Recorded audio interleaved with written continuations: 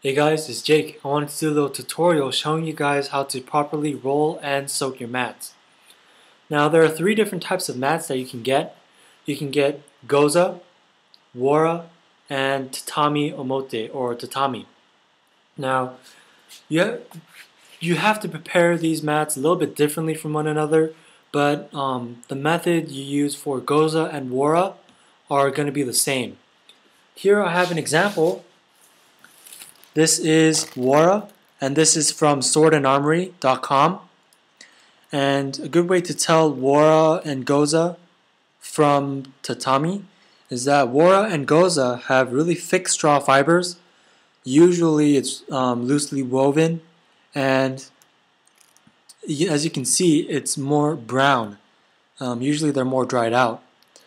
If you get, tatami from, say, Mugendachi, then usually it has really thin straw fibers and tightly woven, and usually tatami is green if it's fresh, but that's a quick and dirty way on how to tell different types of mats if you're unsure. Okay. Now what you do is, whenever you have a mat, always unroll it and lay it flat on the ground.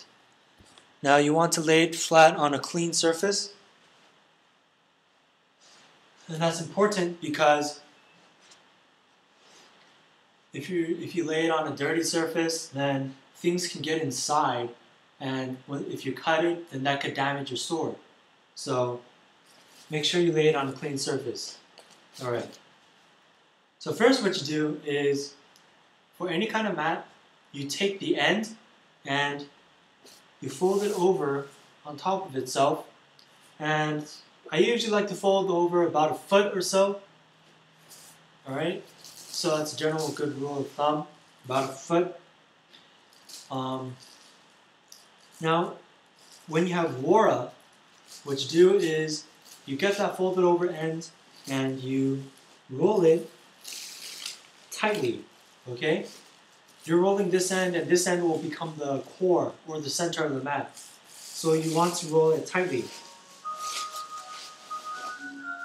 So when you roll it tightly together, keep rolling and check the ends. Always make sure that they're straight. If one starts to go out to the side like this part is, then I push it back in straight and then I keep going. After you rolled about 2/3 of the mat, you get the other end of the mat, okay? And then you just fold it over, same thing as you did with the first part. Fold it over, and you continue rolling, and you're done, okay? So, after making sure the ends are even, this is pretty much how a wara or goza mat should look like. Should have a tightly rolled core, and the end flap should be rolled over or folded over, okay? However, if you're rolling tatami omote, and if that tatami omote is green, alright, then here's what you do. The general process is the same, but there's one very important difference. When you're rolling tatami, when you start, make sure you leave a bigger hole. So about 1/2 inch to 3/4 of an inch. Okay? So I like to go freehand. Some people, what they do is they get like a broomstick handle, and they put it in the middle, and then they just roll over that. Same deal, same concept. But make sure you leave a bigger hole. It's very, very important. Fold over this end. Keep rolling. Alright. Now, even though I'm using a wara mat, this is how a tatami rolled mat should look like. You should have a hole, a much larger hole in the center, and you still have that folded over flap on the end. Now I want to explain something to you guys so that way you understand why you roll tatami like this differently from wara.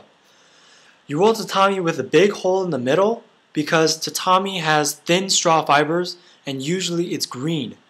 So when it's starting to soak in water, it expands much more than a regular mat like wara would, because wara has thick straw fibers and it's also dry, brown, and dead.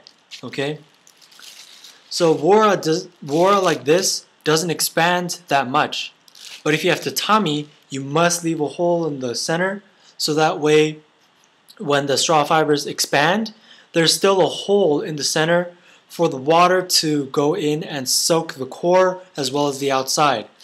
Alright?